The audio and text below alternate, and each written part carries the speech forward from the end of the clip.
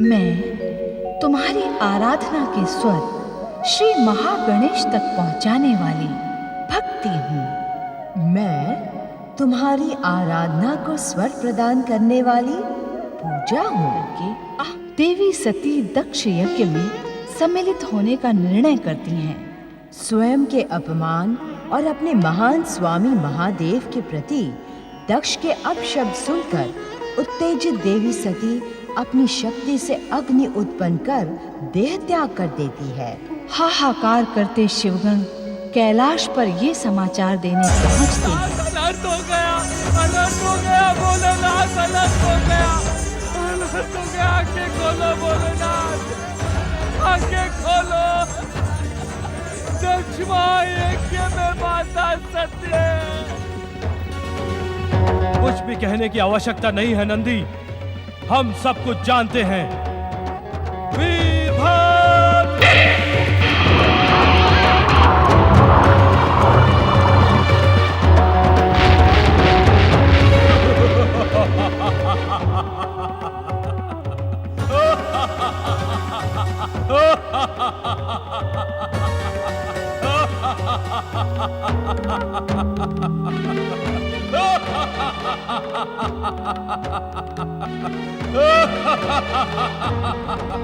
महाप्रलयंकर भगवान रुद्रदेव की जय। मेरे लिए क्या आज्ञा है प्रभु? कहिए तो एक पल में समुद्रों को जल विहीन कर दूं, पर्वतों को चकनाचूर कर दूं, क्षण में ऋषि मुनि देवताओं तथा संसार को भस्म कर दूं। आज्ञा दीजिए प्रभु, आपकी आज्ञा पाने के लिए मेरा दाहिना अंग फड़क रहा है। मेरे लिए कौन सा असंभव कार्य है? आज्ञा दे प्रभु, आज्ञा दे। महाकाय वीरभद्र, तुम इसी क्षण जाकर ब्रह्मदेव के पुत्र दक्ष के महायज्ञ का विध्वंस करो। जो आज्ञा प्रभु।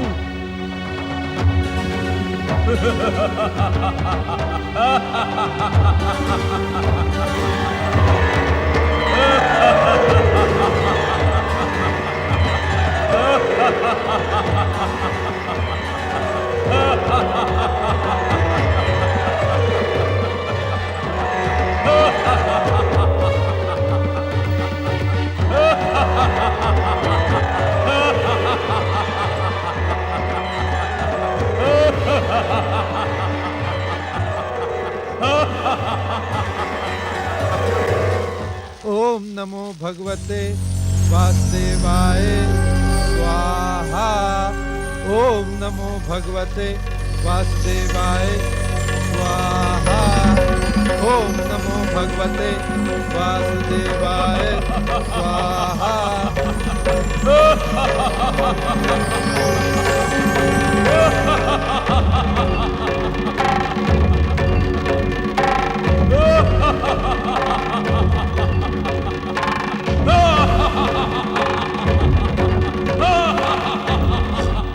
ये कौन?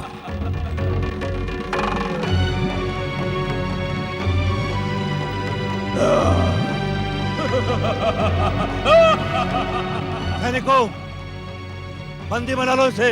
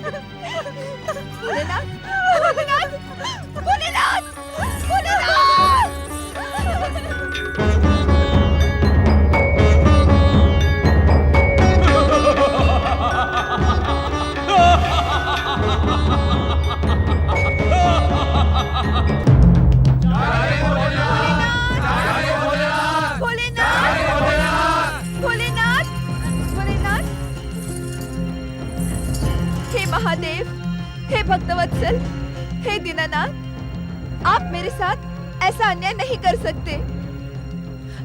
आप भोलेनाथ हैं, क्षमाशील हैं। मुझे निराश न करे शिव शंकर। मेरे पति के अहंकार और अपराध का दंड आप मुझे क्यों दे रहे हैं महेश्वर? ये आप क्या कह रही हैं देवी वीरनी? सत्य कह रही हूँ भोलेनाथ, सत्य। वैधव्य का कष्ट आपसे अज्ञात नहीं। एक स्त्री के लिए इससे अधिक दंड नहीं हो सकता। हम विवश हैं क्योंकि तुम्हारे पति दक्ष ने अक्षम्य अपराध किया है। उस घोर अपराध का दंड मैं क्यों भोगूं प्रभु? आप महान शिव भक्त, शिव पार्षद वीरभद्र से कहे कि वो मुझे भी मृत्यु दंड दे। यह असंभव है देवी वीरनी। तो मैं क्या करूं भोलेनाथ? स्वामी के बिना मेरा जीवन मृत्यु से भी निम्न है।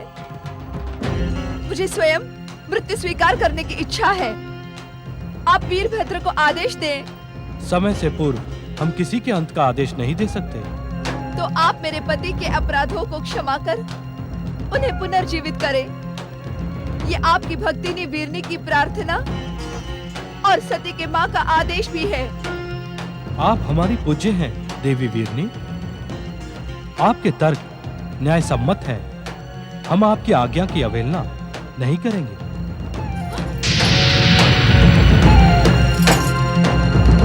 भोलेनाथ अवश्य वहाँ यज्ञ स्थल पर गए होंगे। वे मेरे पति का निश्चित ही उद्धार करेंगे।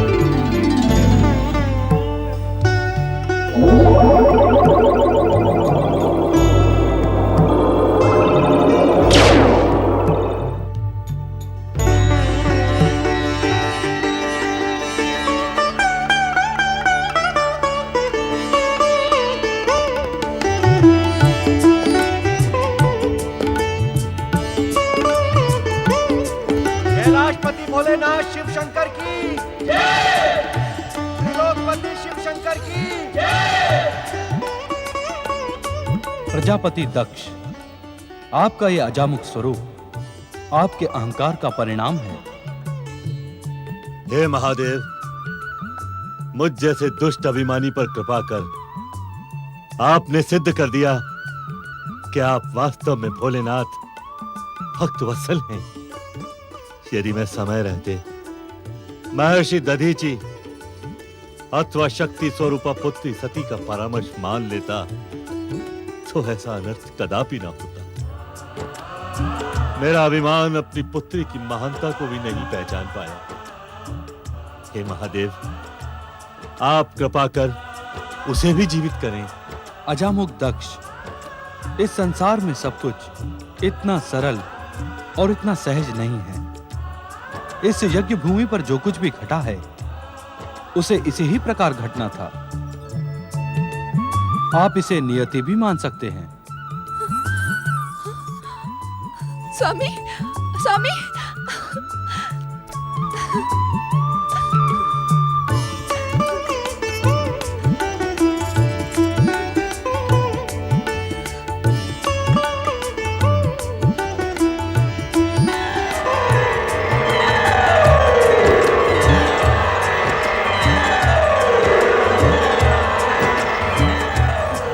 स्वामी,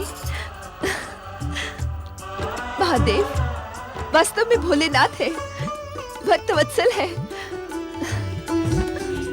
भक्त वत्सल भोलेनाथ ने दक्ष प्रजापति पर कृपा करते हुए उसे अजामुख बनाकर जीवन प्रदान किया। देवी सती का देह त्याग भोलेनाथ के लिए अपार दुख का कारण तो था, किंतु स्वयं के दुख को भुलाकर संसार का कल्याण करना ही शिव तत्व का मूल उद्देश्य है। देवी सती की दिव्यात्मा ज्योति पुंज के रूप में भटकती रही। दिव्य ज्योति के अंतःकरण में अनेक प्रश्न थे। दिव्य ज्योति अपनी जिज्ञासा के शमन के लिए सर्वप्रथम कैलाश पर प्रकट हुई।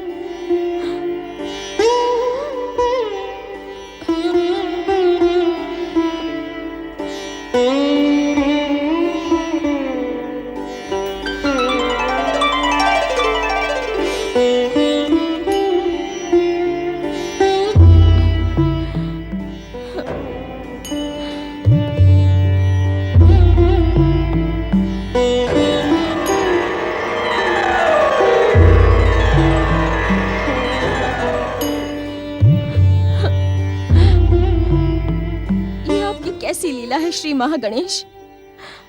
आज आपको पुत्र रूप में प्राप्त करने के लिए मेरी मनोकामना को आपकी लीला के निमित्त क्यों बनना पड़ा। मुझ सती की दिव्य आत्मा आपको पुत्र रूप में देखने के लिए व्यग्र हो रही है। श्री महागणेश, मुझे दर्शन दें। श्री महागणेश, मेरे चित्त को शांति प्रदान करें। मुझे दर्शन दें श्री महागणेश, मुझे दर्शन दें। मेरी भटकती आत्मा को शांति प्रदान करें। मुझ पर कृपा करें। मुझे दर्शन दें श्री महागणेश। आप तो कृपा सिंधु हैं, मेरी पुकार सुने। मुझे दर्शन दें।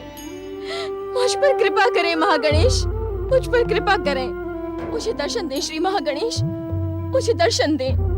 मुझे दर्शन दें श्री महागणेश, मुझे दर्शन दें। मुझे दर्शन दें श्री महागणेश, मुझे दर्शन दें। मुझे दर्शन दें श्री महागणेश, मुझे दर्शन दें।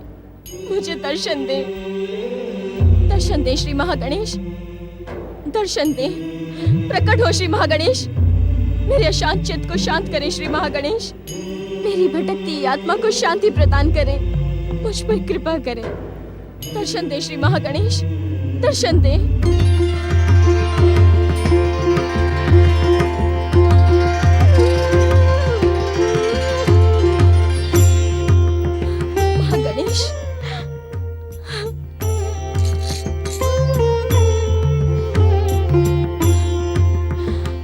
हे शक्ति स्वरूपिणी माता सती, आप तो जगत की माता जगदम्बा हैं। मैंने आपको वचन दिया है कि आपके अगले अवतार में मैं आपके पुत्र के रूप में जन्म धारण कर आपके संस्कारों द्वारा अपनी सार्थकता सिद्ध करूंगा। पुत्र श्री महागणेश, आज तुमने अपनी माँ को ही अपनी लीला का निमित्त बना दिया है। माता, ये लीला मेरी रचना है अथवा आपके द्वारा निर्देशित? ये तो ऋषि मुनियों तथा विद्वानों के लिए भी शोध का विषय है।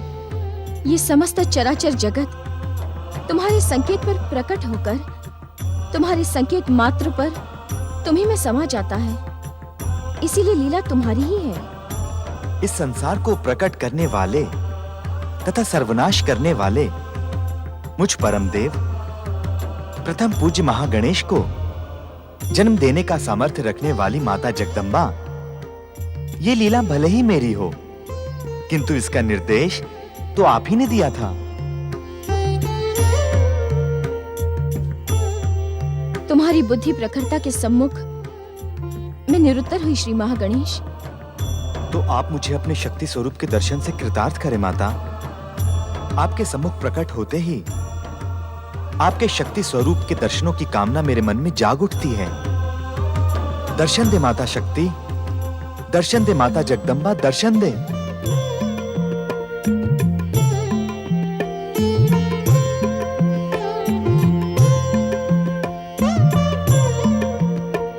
अपनी विफलता को शक्ति स्वरूप की तेजस्वी दिव्यता में परिवर्तित कर मुझे दर्शन दे माता जगदम्बा, दर्शन दे। दर्शन दे माँ जगदम्बा दर्शन दे। प्रकट हो माँ शक्ति, प्रकट हो। दर्शन दे जगदम्बा, दर्शन दे। प्रकट हो माता शक्ति, प्रकट हो।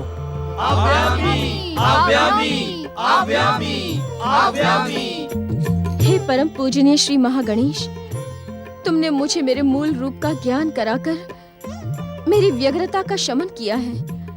मेरे अशांत चित्त को शांति प्रदान की है श्री महागणेश। तुम महान हो, तुम महान हो श्री गणेश, तुम महान हो।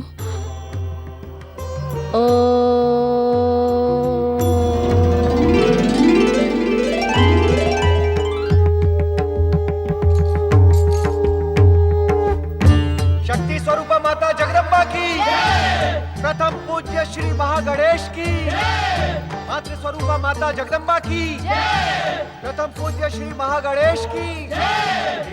परम देव श्री महागणेश, आपकी दिव्य छवि से प्रेरणा एवं ज्ञान प्राप्त कर मुझे अपने मूल स्वरूप का ज्ञान हो गया, किंतु क्या माता? परम देव, मेरे मन में इस समय प्रश्नों का पर्वत उठ खड़ा हुआ है।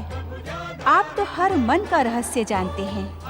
माता, किसी भी मन के रहस्य से आप भी अपरिचित नहीं हैं। यदि माता के मन में मुझे पुत्र के रूप में पाने का प्रश्न उठा है, तो पुत्र का मन भी माता के गोद में खेलने को मचल रहा है। तो हे सर्वशक्तिमान, अपनी इच्छा को पूर्ण कर मुझे अपनी माता बनने का सौभाग्य प्रदान करें। हे जगत जननी, क्या आपकी लीला इस समय मुझे पुत्र के रूप में अवतार धारण करने की आज्ञा देती है? परमदेव श्री महागणेश, आपकी बुद्धि और कौशल की प्रशंसा तो सारा संसार करता है। निश्चिंत रहे माता, न तो महागणेश का वचन मिथ्या होगा और न ही माता शक्ति की अभिलाषा अपूर्ण रहेगी।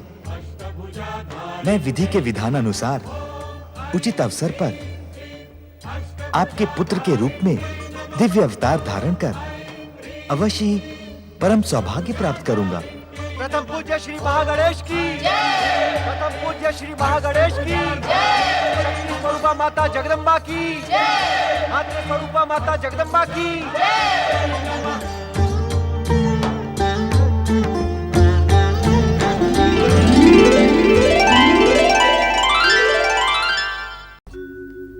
मैं सत्कर्म का प्रमाण देने वाली भक्ति हूँ। मैं मानव को सत्कर्मी बनाने वाली पूजा हूँ।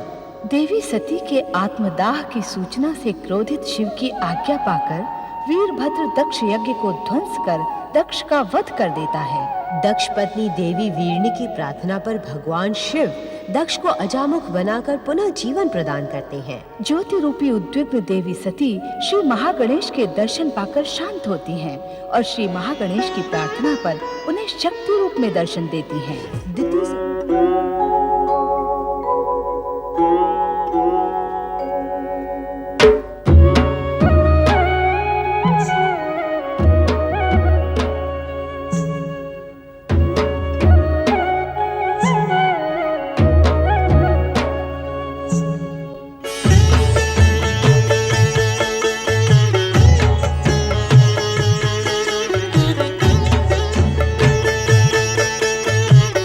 शक्ति स्वरूपिणी शिवा के आश्रय महादेव शिव अपने ध्यान को विराम दें। आंखें खोलें स्वामी। स्वामी, सती अवतार में हमने अपने पिता दक्ष प्रजापति के अन्याय से निराश होकर दक्ष यज्ञ के समय आत्म बलिदान किया, किंतु मेरी आत्मा अपनी अपूर्ण कामना पूर्ति के लिए भटकती रही। परम देव श्री महागणेश से परम ज्ञान प्राप्त करने के कारण ही मुझे अपने शक्ति स्वरूप का ज्ञान हुआ और हमने पुनः यह दिव्य रूप धारण किया। दक्ष यज्ञ में जो कुछ भी हुआ वो कष्टपूर्ण था। यदि तुम्हारे आत्म बलिदान के पश्चात भी तुम्हारे पिता दक्ष प्रजापति को दंडित न किया जाता तो यज्ञ और अनुष्ठान जैसे पवित्र कार्य धर्म संस्थापन के स्थान पर अहंकार एवं व्यक्तिगत संतुष्टि के माध्यम बन जाते। अर्थात शक्ति, तुम्हारे सती अवतार के पिता दक्ष प्रजापति ने उस भव्य यज्ञ का आयोजन अपने व्यक्तिगत स्वार्थ को प्रोत्साहन देने तथा पृथ्वीलोक पर गौरव सुनिश्चित करने के लिए ही किया था। सत्य है स्वामी। परमदेव श्री महागणेश के इस लीला संसार में किसी भी व्यक्ति का धर्म के मूल्य पर व्यक्तिगत स्वार्थ तथा व्यक्तिगत गौरव को प्राप्त करने का दिव्य स्वप्न कदापि पूर्ण नहीं होगा। धर्म और अनुष्ठान का उद्देश्य जन कल्याण, लोकहित तथा जीव मात्र का उद्धार ही हो सकता है, व्यक्तिगत स्वार्थ की पूर्ति नहीं। अर्थात सती स्वरूप में दक्ष यज्ञ के समय मेरा आत्म बलिदान उचित था स्वामी। हाँ देवी शक्ति, दक्ष यज्ञ का ध्वंस करके आपने व्यक्तिगत स्वार्थ संतुष्टि की जन्म ले सकने वाली अनुचित परंपरा का सदा सदा के लिए अंत कर दिया। इसके पश्चात कोई भी पृथ्वीवासी धर्म के मूल्य पर अपनी स्वार्थ सिद्धि पूर्ण करने के लिए दुस्साहस नहीं करेगा। आपके कल्याणकारी वचनों को सुनकर मेरा चित्त शांत हो गया। अब शिव की शिवा पुनः शिव से ही एकाकार होने की इच्छुक है। तुम्हारे बिना हम अपने आप को अपूर्ण तथा रिक्त अनुभव कर रहे थे। आओ, हमारे अस्तित्व में समाकर अपना स्थान ग्रहण करो।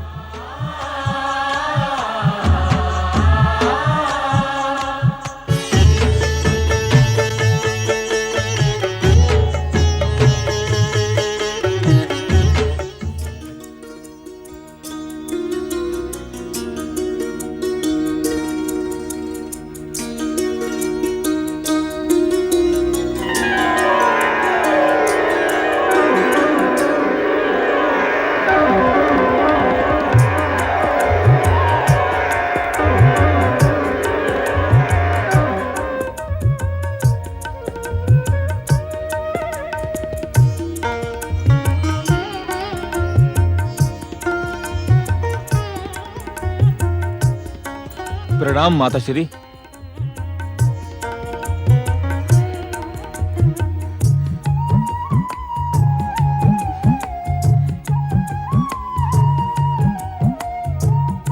मुझे विश्वास नहीं होता कि तुम दीति के पुत्र हो।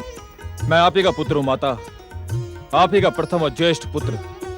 किंतु तुम वैसे क्यों नहीं हो जैसे कि हमने कल्पना की थी?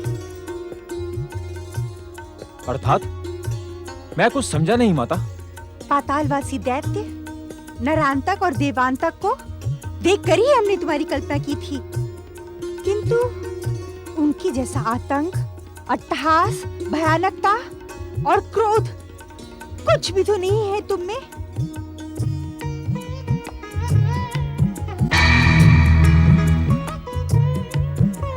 श्री गणेशाय नमः। पुत्र जन्म की तुम्हें हार्दिक बधाई देवी दीदी। तुम्हारा मनोरथ पूर्ण हुआ। हाँ हाँ दीदी, मेरी ओर से भी आपको अनेकानेक बधाइयाँ। प्रणाम पिताश्री। आयुष्मान भव पुत्र। देवी दीदी, तुम्हारी इच्छा पूर्ति के लिए हमने अपने आराध्य श्री महागणेश की आराधना की थी। इसी कारण तुम दानव और मानव की महान संस्कृति के प्रतीक हो। अर्थात इसका मन मानव के समान सौम्य और सदाचारी है, किंतु शरीर दैत्यों के समान कठोर है। पुत्र, देवी अदिति भी तुम्हारे लिए माता के समान है। इन्हें प्रणाम करो। प्रणाम माताश्री। कीर्तिमान भव पुत्र। तुम्हारा शरीर मेरे पुत्र इंद्र के वज्र के समान ही कठोर है। इसी कारण मैं तुम्हें वज्रांग ही कहूंगी। तुम्हें युद्ध में अपने अभेद्य शरीर के कारण कोई भी परास्त नहीं कर सकेगा। तुम्हें युद्ध में अपने अभेद्य शरीर के कारण कोई भी परास्त नहीं कर सकेगा। अदिति, मेरे पुत्र के कठोर शरीर की तुलना अपने पुत्र इंद्र के वज्र के साथ करके तुमने मेरा अपमान किया है। आशीर्वाद देते समय भी तुम्हारी दुष्टता स्पष्ट है। दीदी, मैंने तो वज्रांग को युद्ध में अपराजित रहने का आशीर्वाद भी दिया है। दीदी पुत्र को किसी के भी आशीर्वाद की आवश्यकता नहीं है। तुम इस कारण प्रसन्न हो रही हो ना कि मेरा पुत्र देवांतक और नरांतक की भांति आतंकी और भयानक नहीं है। नहीं दीदी नहीं, तुम अन्यथा सोच रही हो। तो अन्यथा ही सुन लो। मेरी महत्वाकांक्षा इसे देवांतक और नरांतक से भी अधिक भयानक बना देगी। हाँ। देवी दीदी, तुम्हारी दुर्भावना हर बात को कितना अनुचित रूप दे देती है। इसके उत्तरदायी आप हैं। आप ऋषिवर, आपने अपने पाखंड का परिचय देने के लिए मेरे साथ कितना क्रूर परिहास किया है। ये तुम क्या कह रही हो दीदी? तुम्हारा पुत्र तो हमारे आराध्य श्री महागणेश की कृपा का प्रमाण है। आयु के कारण आपकी स्मरण शक्ति क्षीण हो गई है ऋषिवर। मैं पहले भी कह चुकी हूँ, दिति पुत्र को किसी के भी कृपा की आवश्यकता नहीं है। आप और समस्त देवता दैत्य विरोधी हैं। दैत्यों के साथ पक्षपात करते हैं। तुम क्रोध के कारण अन्यथा सोच रही हो दीदी। क्रोध मनुष्य का विवेक नष्ट कर देता है। शांत हो दीदी, शांत हो देवी। ऋषिवर, मेरा क्रोध तुम दोनों को भस्म कर दे, इससे पूर्व इस कक्ष का त्याग कर दे। जाओ।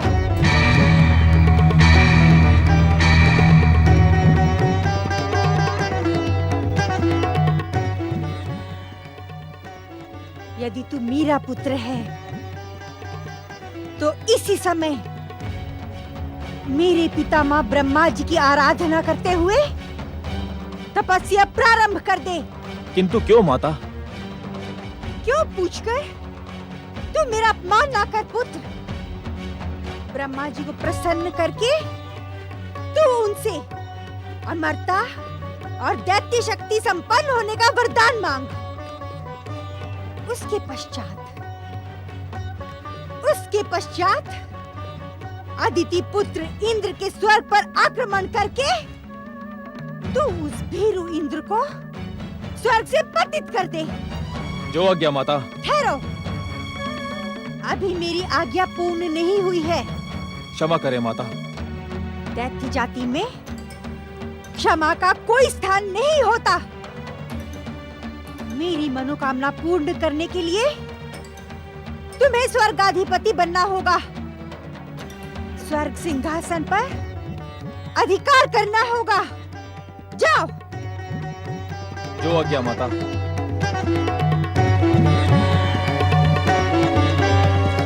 ओम महागणेशाय नमः स्वाहा।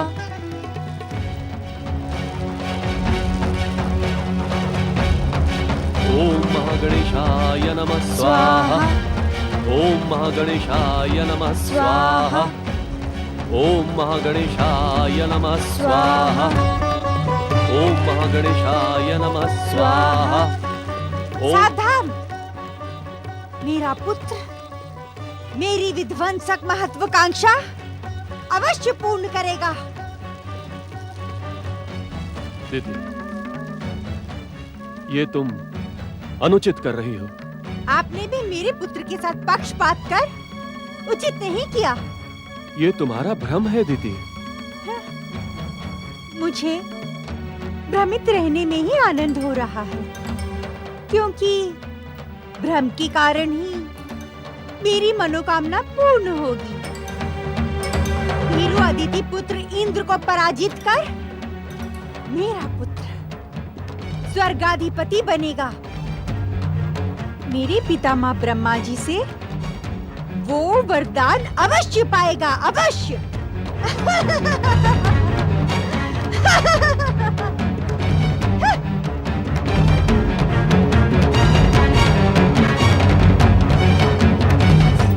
ओम ब्रह्मणे नमः। ओम ब्रह्मणे नमः। ओम ब्रह्मणे नमः। ओम ब्रह्मणे नमः। ओम ब्रह्मणे नमः। ओम ब्रह्मणे नमः। ओम ब्रह्मणे नमः। ओम ब्रह्मणे नमः। नारायण नारायण।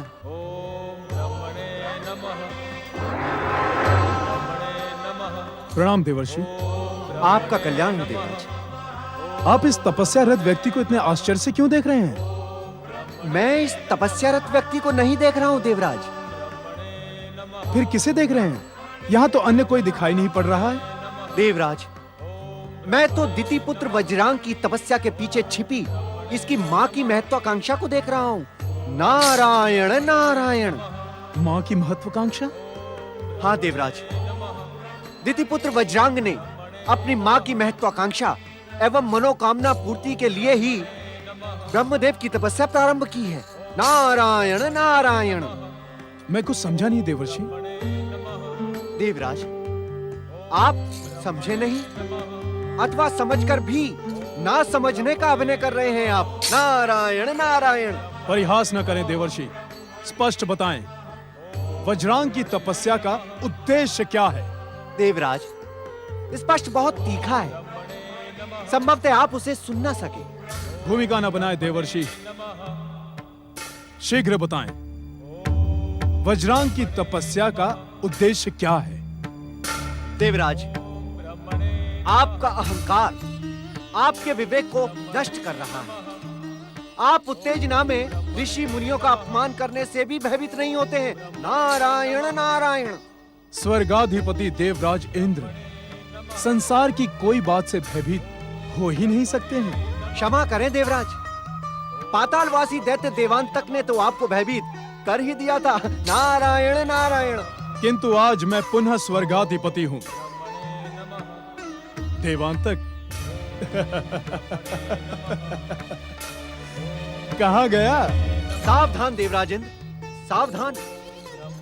दिति पुत्र वज्रांग ने स्वर्ग पर अधिकार करने की मनोकामना से ही ब्रह्मदेव की तपस्या प्रारंभ की है। नारायण नारायण। ओम ब्रह्मणे नमः। मुझे आपके कथन पर विश्वास नहीं। भला आपको वज्रांग की तपस्या का उद्देश्य कैसे ज्ञात हो गया? गंग गंग गंग गंग गंग। देवराज, क्या आपकी मति मारी गई है जो आप मेरे ज्ञान पर शंका कर रहे हैं? मैं तो आपको यही परामर्श दूंगा देवराज कि आप इस समय केवल स्वर्ग सिंहासन की चिंता करें।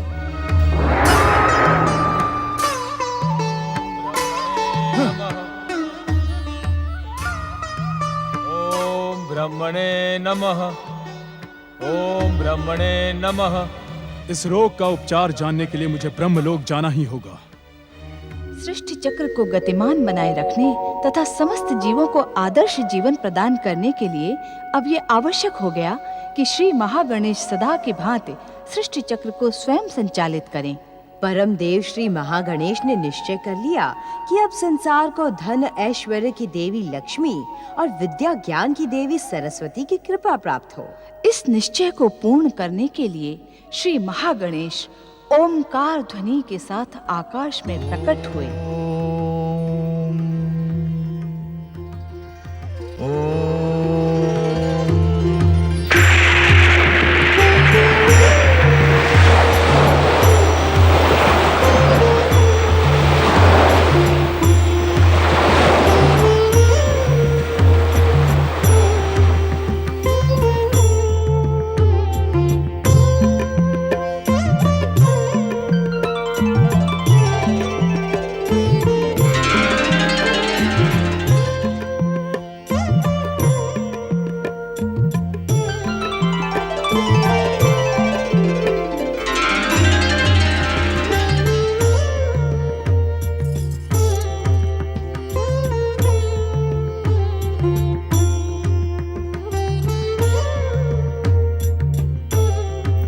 परम देव श्री महागणेश, कैलाशपति शिव के शक्ति के समान मैं सृष्टि के रचनाकार श्री ब्रह्मदेव की अभिन्न जीवन संगिनी हूँ। मेरे अभाव में ब्रह्मदेव की सृष्टि रचना अपूर्ण है। हे जीव मात्र पर कृपा करने वाले परमदेव, मुझे मेरा उचित स्थान प्रदान करें। हे महादेवी सरस्वती, आप सारे संसार के लिए माता के समान पूज्य हैं। यहाँ प्रकट होने से पूर्व भी आप अपने समस्त अस्तित्व के साथ ब्रह्मदेव में समाई हुई थीं। किंतु अब संसार आपके प्रत्यक्ष दर्शनों का इच्छुक है।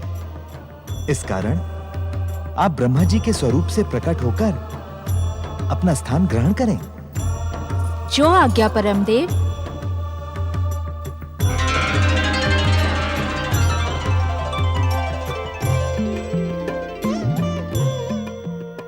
परमदेव श्री महागणेश, मैं सागर कन्या महालक्ष्मी हूँ। आपकी इच्छा मात्र पर सारे संसार को लाभ और वैभव की श्री प्रदान करना मेरा कर्तव्य है। मैं जगत पालक जगदीश्वर श्री हरि विष्णु की चिर संगिनी हूँ। आपकी आज्ञा से मैं वैकुंठवासी श्री विष्णु के चरणों में अपना निवास बनाने की इच्छुक हूँ। हे महादेवी महालक्ष्मी, आप जगत पूज्य हैं। आपकी आराधना तथा कृपा के बिना संसार का कोई भी प्राणी वैभव तथा श्री संपन्न नहीं हो सकता। हम आपकी इच्छा का आदर करते हैं। आप वैकुंठ जाकर अपना योग्य स्थान ग्रहण करें। जो आज्ञा परमदेव।